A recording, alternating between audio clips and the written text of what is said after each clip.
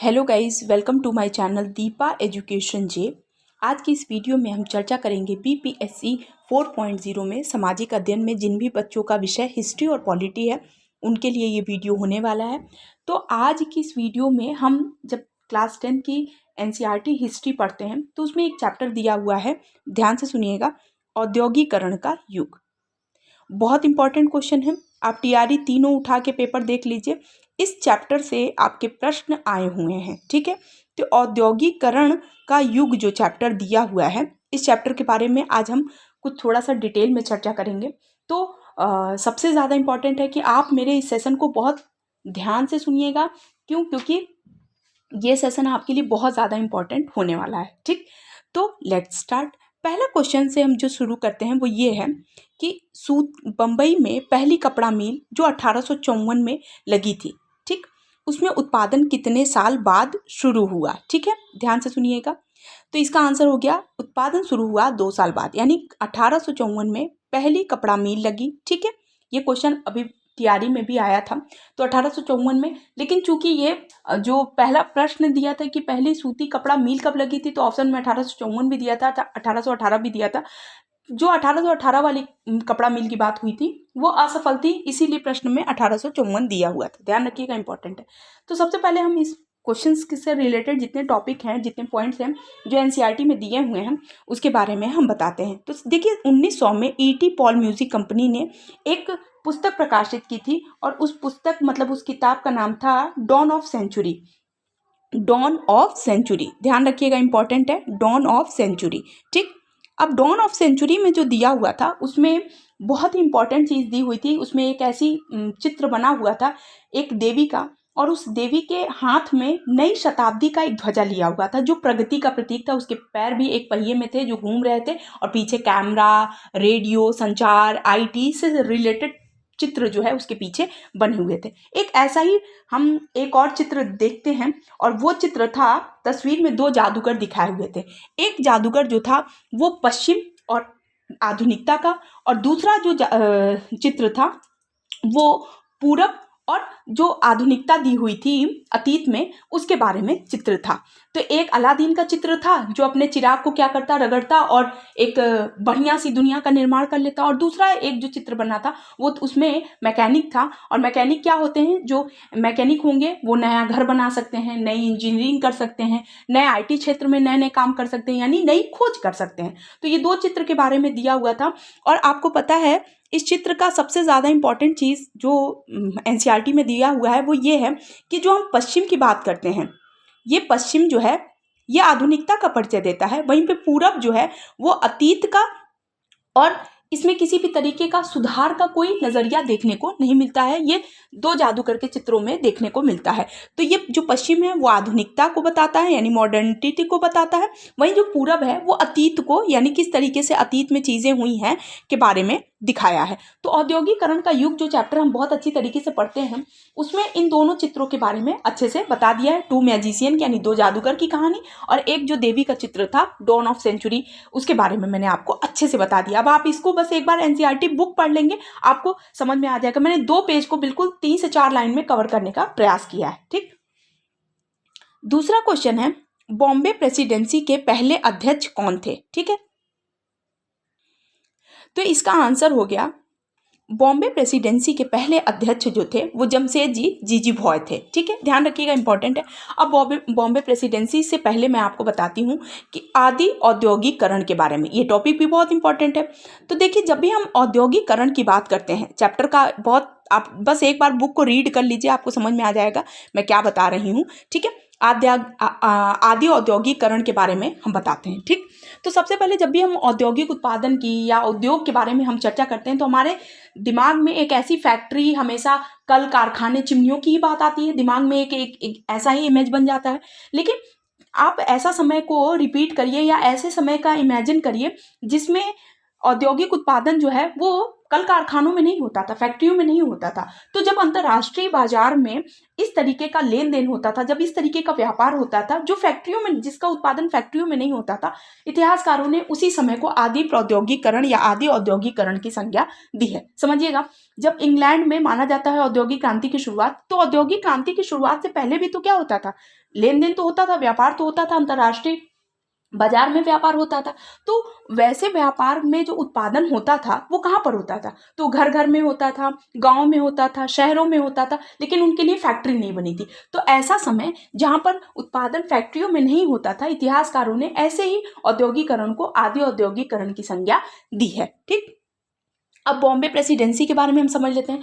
तो देखिए, बॉम्बे प्रेसिडेंसी जो थी वो भी 1885 में इस्टेब्लिश हुई थी। जैसे आप भारतीय INM में या मॉडर्न हिस्ट्री में पढ़ते हैं ईस्ट इंडिया कंपनी के बारे में। उसके बाद जब आप इल्बर्ट बिल के बारे में पढ़ते हैं, लॉर्ड रिपन के बारे में पढ़ते हैं, लॉर्ड लिटन के बारे में पढ़ते हैं, तो आपको पता है वर्नाक्यूलर प्रेस एक्ट आता था 1878 में, और उस पर रोक लगाता है रिपन। और ये भी इंग्लैंड के सम्राट से क्या करके, परमिशन लेकर, उनके आदेश से ही होता है।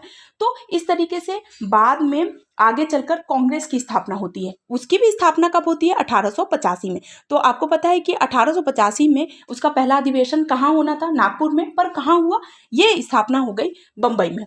अब बम्बई में बम्बई प्रेसिडेंसी की भी स्थापना हुई। इसके पहले अध्यक्ष जो थे वो जमशेदजी जीजीभॉय थे, इंपॉर्टेंट है। और दूसरा, बॉम्बे प्रेसिडेंसी में संस्थापक कौन थे, तो तैलंग, फिरोज शाह मेहता और बदरुद्दीन तैयब जी। ये तीन नाम बहुत इंपॉर्टेंट है। इसका इंपॉर्टेंट एक TTM करके याद कर लीजिए आप, ठीक है। तो तैयब जी, तैलंग और फिरोज शाह मेहता, इनके बारे में दिया हुआ है बॉम्बे प्रेसिडेंसी के बारे में जब हम पढ़ते हैं, ठीक है। तो इसके पहले अध्यक्ष कौन थे, जमशेदजी जीजीभॉय। ये भी जो है एक पारसी बुनकर थे। इनके बारे में भी मैं बता देती हूँ कि जीजीभॉय भी एक पारसी बुनकर के बेटे थे, और अपने समय के बहुत सारे लोगों की तरह उन्होंने भी चीन के साथ व्यापार का काम किया था। देखिए, ये बहुत बड़ा रीज़न था। जब हम 18वीं सदी में या 17वीं सदी के आखिर में या 18वीं सदी या 19वीं सदी के बारे में जब हम पढ़ते हैं, तो हम एक ऐसे भारत के बारे में पढ़ते हैं जहाँ पर उत्पादन होना प्रारंभ हुआ था, ठीक है। अभी हम आपको डिटेल में अच्छे से बताएंगे। ये चर्चा ही सिर्फ इसलिए दी हुई थी कि आप इस चैप्टर को पूरी तरीके से क्या कर लीजिए, कवर कर लीजिए। क्यों, क्योंकि ये एक समय ऐसा था कि जब शहर में क्या होते थे, गिल्ड्स होते थे। गिल्ड्स क्या होते थे, तो ये व्यापारियों का एक संगठन होता था, और ये जो गिल्ड्स थे ये व्यापार में बहुत ही ज़्यादा उत्पादकों के संगठन होते थे। और ये क्या करते थे, जो उत्पादक होते थे वो कारीगरों को प्रशिक्षण देते थे, उन पर नियंत्रण रखते थे, उनको पैसे देते थे, उनसे टाइम पे क्या करते थे, उत्पाद तैयार माल को अर्जित करते थे। तो ये जो गिल्ड्स होते थे ये शहरों में इनका एकाधिकार हो चुका था। इसलिए जो नए लोग थे वो व्यापार में क्या कर सकते थे, नहीं आ सकते थे। शहर में कोई भी अपना व्यापार नहीं स्टार्ट कर सकते थे। इसलिए ऐसे लोग कहाँ आए, गांव में आए। गांव में क्या होता था, खेती वाली जो स्थिति थी वो बहुत ही दयनीय हो चुकी थी।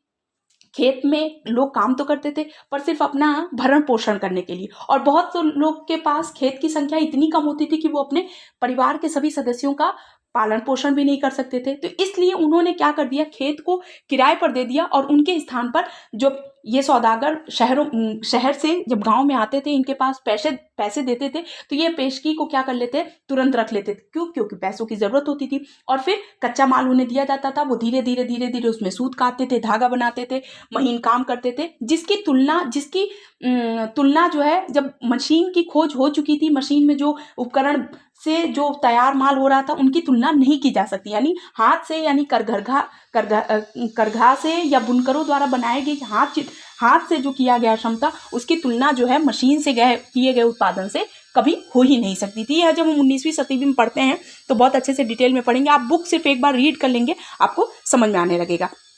तीसरा प्रश्न है, किस सदी के आखिर में अंग्रेज भारतीय अफीम को चीन, माफ करें यहाँ पे दिया है, चीन को निर्यात करने लगे थे। तो ये था 18वीं सदी के आखिर में। देखिए, 18वीं सदी का आखिर का समय एक ऐसा था जिसमें अंग्रेज जो थे वो भारतीय अफीम को चीन में निर्यात करते थे, क्योंकि अक्सर जो है चीन में कच्चे माल की ज़्यादा ज़रूरत थी। क्यों, क्योंकि आपको पता है कि जब भारत में जो माल बनता था, जो धागा बनता था, वो ब्रिटेन के धागे से, चीन जापान के धागे से बहुत ही ज़्यादा मजबूत होता था। और हाथ से बने हुए क्या थे, करघरगा मशीन, ये सब तो बहुत बाद में, जो ये लोग हाथ से काम करते थे उनकी तुलना मशीन से किए गए श्रम से नहीं हो सकती थी। अब इनके पास क्या होता था, मजदूरों की, आपको पता है कि ब्रिटेन में, विक्टोरिया काल में ब्रिटेन में भी क्या होता था, मजदूरों की संख्या ज़रूरत से ज़्यादा थी।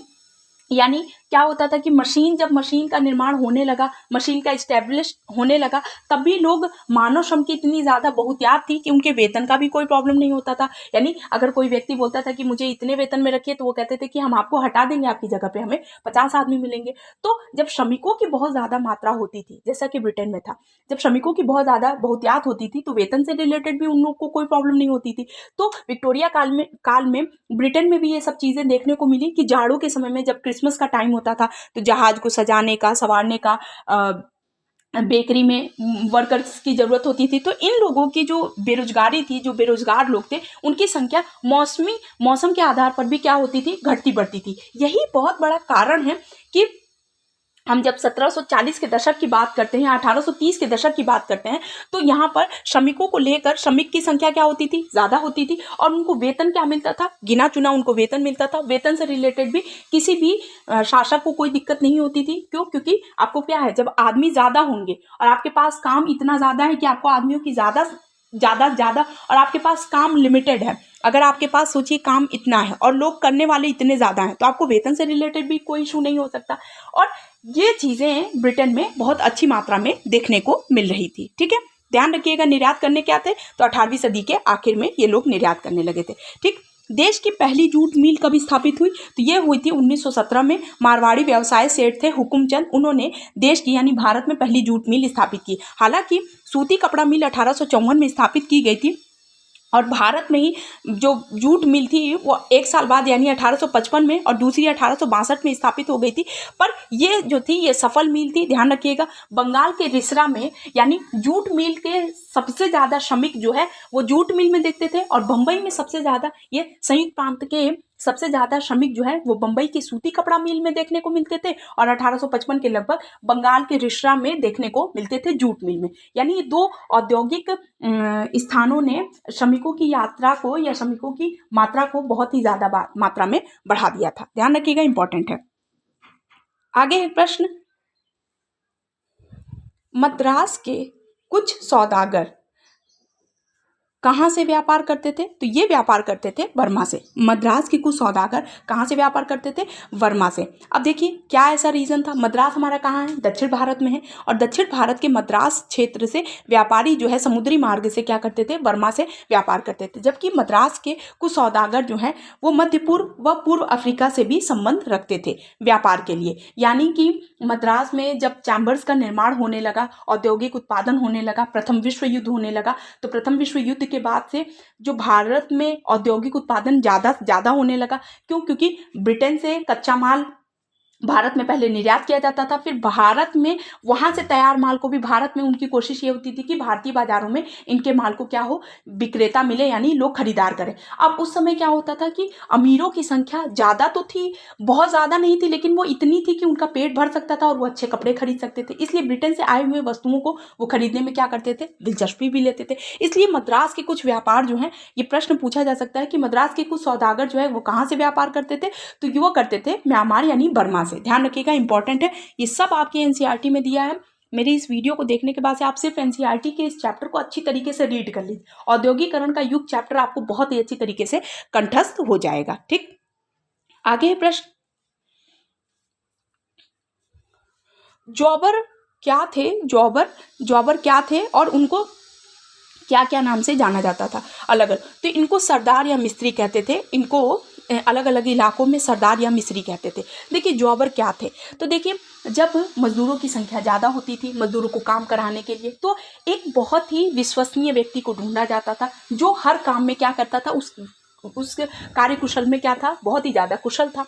अब वो कार्य विशेष में जब कुशल होता था तो उसको क्या कर दिया जाता था, लोग उसे क्या करते थे, वो गांव में जाता था, बहुत से लोगों को इकट्ठा करता था, फैक्ट्री में काम कराने के लिए, उनको उत्पादन कराने के लिए ले जाता था, उनको पैसे देता था, उनके रख रखाने की व्यवस्था करता था, उनको भोजन की व्यवस्था करता था। तो इस तरीके से जॉबर जो है, जो उनकी मदद करते थे, उनको अलग अलग इलाकों में सरदार या मिस्त्री कहा जाता था। अब ये 19वीं सदी के प्रारंभ में इनकी स्थिति बहुत ज़्यादा अच्छी हो गई थी। क्यों? क्योंकि शासक तो डायरेक्ट गाँव में आकर लोगों को या गिल्ड से रिलेटेड संगठन के उत्पादकों के संगठन से रिलेटेड लोगों को तो एकत्रित कर नहीं सकते थे, इसलिए वो लोग जॉबर को नियुक्त करते थे। और जॉबर का जो मुख्य काम था वो यही था, जो मैं अभी आपको बता रही हूँ कि ये लोगों को गांव से क्या करते थे, एकत्र करते थे, उनके भोजन का प्रबंध करते थे, उनको पैसे देते थे और उनसे कच्चा माल देके उनसे उत्पादन करवाते थे। ध्यान रखिएगा, बहुत इंपॉर्टेंट है। आगे है प्रश्न, चैम्बर्स ऑफ कॉमर्स का पहला दफ्तर कहाँ खुला था? ये खुला था 19वीं सदी के आखिर में मद्रास में। देखिए 19वीं सदी के बारे में जब हम पढ़ते हैं तो आपको पता है कि भारत में बंगाल में 1905 में बंगाल का विभाजन हो गया और 1906 में होता है स्वदेशी आंदोलन।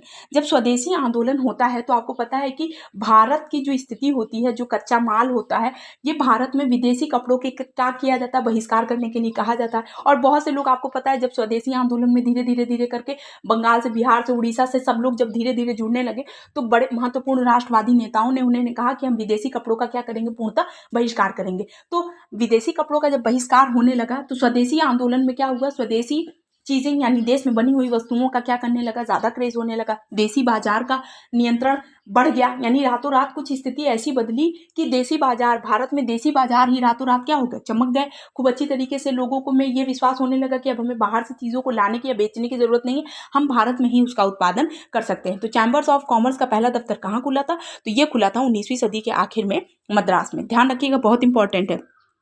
और इस सेशन का लास्ट क्वेश्चन कि स्वदेशी आंदोलन को गति देने से राष्ट्रवादियों ने क्या के कपड़े बहिष्कार करने, तो विदेशी कपड़ों के बहिष्कार करने को इन लोगों ने क्या किया, प्रेरित किया। ये बहुत इंपॉर्टेंट है। स्वदेशी आंदोलन की शुरुआत कब होती है? ध्यान रखिएगा, जब हम 20वीं सदी पढ़ते हैं तो आपको पता है कि 1906 में स्वदेशी आंदोलन का क्या होता है, प्रारंभ होता है 1906 में, बंगाल विभाजन के विरोध में ही स्वदेशी आंदोलन। अब स्वदेशी आंदोलन का ही मतलब यही होता है कि हम जो भारत में विदेशी कपड़े आ चुके हैं उनकी क्या कर दी जाए, होली जला दी जाए। यानी हालांकि रविन्द्रनाथ टैगोर ने यह कहा था कि ये निष्ठुर बर्बादी है, जबकि महात्मा गांधी ने इस ही स्टेटमेंट में दिया था, इसी पर एक स्टेटमेंट दिया था कि नहीं, यही इनके साथ सही बर्ताव है। यानी कि औद्योगिक उत्पादन, जब हम 1914 में प्रथम विश्व युद्ध प्रारंभ होता है, हालांकि कभी किसी को ये उम्मीद नहीं थी कि ये विश्व युद्ध 4 वर्षों तक चला जाएगा। और जब लंबा विश्व युद्ध खिंच गया तो जब ब्रिटेन में आयात शुल्क खूब जोर तरीके से सरकार पर यह दबाव डाला गया कि आयात शुल्क वो क्या करे, वसूल ले। लेकिन इन लोगों ने कहा कि नहीं, ये प्रथम विश्व युद्ध अचानक से ही शुरुआत होती है और कभी किसी ने सोचा नहीं था कि ये विश्व युद्ध इतना खिंच जाएगा। अब चूंकि जब किसी देश में युद्ध की स्थिति हो जाती है तो आपको पता है कि युद्ध से रिलेटेड चीजें बनने लगती हैं। और ऐसा ही कंडीशन हुआ भारत में भी, जब भारत ये चीज़ें तय किया गया कि जब सूती कपड़े बन रहे थे, धागा बन रहा था, तो उन लोगों ने इस चीज़ों को रोक दिया, कपड़ा बनाना शुरू किया, जूट की बोरियां बनाना शुरू की, युद्ध से रिलेटेड वर्दी बनाना शुरू की, कारखाने स्थापित किए गए किस चीज़ के, चमड़ों के, ताकि चमड़ों के जूते बनाए जा सके, टेंट बनाया जा सके, हथियार के लिए जो छोटे छोटे। इसीलिए बहुत बाद में, कपड़ा उद्योग से बहुत बाद में JN टाटा ने बाद में 1912 के लगभग लौह और इस्पात का कारखाना भारत में जमशेदपुर में स्थापित किया था। तो ये बहुत बड़ा रीजन था, क्योंकि प्रथम विश्व युद्ध में ब्रिटेन में अब क्या होने लगा, तो प्रथम विश्व युद्ध से रिलेटेड यानी युद्ध से रिलेटेड वस्तुएं क्या होने लगी थी, बनने लगी थी, जिसका असर, जिसका प्रभाव औद्योगिक क्षेत्र में भारत में देखने को मिला था। तो देखिए, ये आज का बहुत इंपॉर्टेंट क्वेश्चन था जो औद्योगिकरण से रिलेटेड था। अगर आज का सेशन आपको पसंद आया होगा, आप बस इस सेशन को देखने के बाद से सिर्फ औद्योगिकरण युग को बस अच्छी तरीके से रीड कर लीजिए, आपका ये पूरा चैप्टर बिल्कुल अच्छी तरीके से तैयार हो जाएगा। तो आई होप आपके लिए वीडियो बहुत ज़्यादा इंपॉर्टेंट होगा। अगर ये सेशन पसंद आया हो तो प्लीज़ चैनल को लाइक करें, सब्सक्राइब करें, शेयर करें। Thank you so much.